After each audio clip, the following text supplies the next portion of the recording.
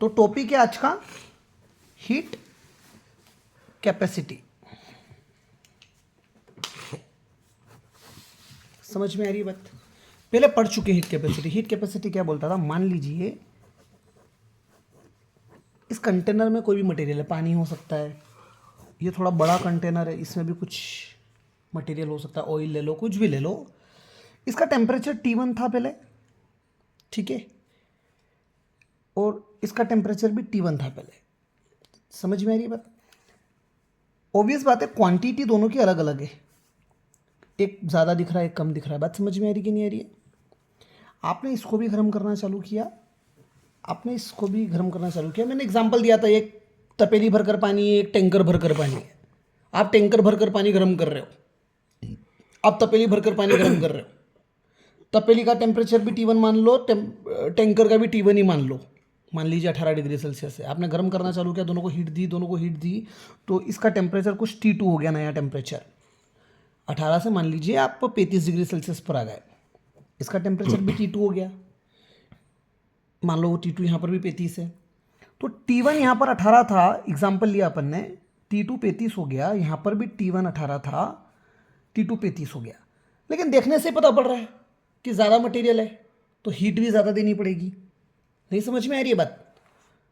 तो हमें यह समझ में आ गया कि मान लीजिए हीट हमने Q दी, कितनी दी? Q heat. Heat given is directly proportional to change in temperature. Change in temperature मतलब T2 minus T1। Heat given is directly proportional to change in temperature मतलब T2 माइनस हीट। Q की जगह Q, proportional की जगह proportional, T2 minus T1 क्या हो जाएगा? Del T। समझ में आ रही कि नहीं आ रही बात? डेल T मतलब चेंज इन टेम्परेचर। Q आपने कितना हीट दिया था, पानी कम था तो यहाँ कम हीट दी होगी, यहाँ टैंकर भर कर पानी है तो यहाँ ज़्यादा हीट देनी पड़ी होगी। प्रोपोर्शनल का साइड हटेगा तो यहाँ पर इक्वल टू आएगा, और एक कांस्टेंट लिख रहे थे अपन, केमिस्ट्री पढ़ रहे थे तब C, जबकि फिजिक्स में S लिखा हुआ है यहाँ पर, तो अपन C ही लिख रहे हैं ताकि कन्फ्यूज़न ना रहे। डेल T की जगह डेल T। सो C डेल T आ गया कि नहीं आ गया? तो दोनों केस में जो C आ रहा है वो हीट कैपेसिटी है। क्या है भैया? Heat capacity. समझ में आई बात? अब आप डेल T को डिवाइड में लेके आ जाइए।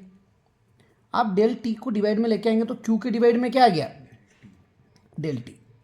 यहाँ पर भी C आ जाएगा और यहाँ पर भी क्या आ जाएगा? वही चीज़ आएगी, C। परंतु यहाँ पर जो ये जो हीट कैपेसिटी आ रही है, यहाँ पर मास बहुत ज़्यादा था, यहाँ पर हीट कैपेसिटी आ रही है, यहाँ मास बहुत कम है। अपोन में डेल T आ गया, अपोन में डेल T आ गया मतलब चेंज, जो डिवाइड में डेल T आ रहा है मतलब पर यूनिट चेंज आ रहा है। कहने का मतलब ये है कि अगर आप 18 डिग्री सेल्सियस ले रहे थे तो 18 से 19 डिग्री करने में आपने यहाँ पर कितना हीट दिया होगा? तो हीट कैपेसिटी हीट ही है। Heat capacity Q is equal to C हो जाएगा अगर मैं डेल T को 1 कर दूं तो। डेल T की जगह मैं क्या लिख दूं? 1। तो 1 तो Q किसके बराबर हो जाएगा? C के बराबर हो जाएगा। मतलब हीट कैपेसिटी हीट ही है। अगर आपने किसी भी सब्सटेंस का टेम्परेचर 1 डिग्री से इंक्रीज किया हो, जैसे 18 से आपने 19 कर दिया, तब कितना हीट दिया, वो इसकी हीट कैपेसिटी होगी। और यहाँ पर भी 18 से 19 किया, 1 डिग्री टेम्परेचर बढ़ाने के लिए आपने कितना हीट दिया, वो क्या हो जाएगी?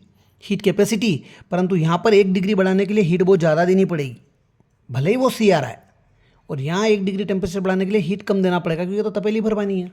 समझ में आ रही कि नहीं आ रही बात? हीट कैपेसिटी हम तब पढ़ते हैं जब दोनों मास अलग अलग हो, let it be M1, let it be M2। मास अलग अलग है या मास बहुत ज़्यादा है, मास को अपन ने पिक्चर में लिया ही नहीं।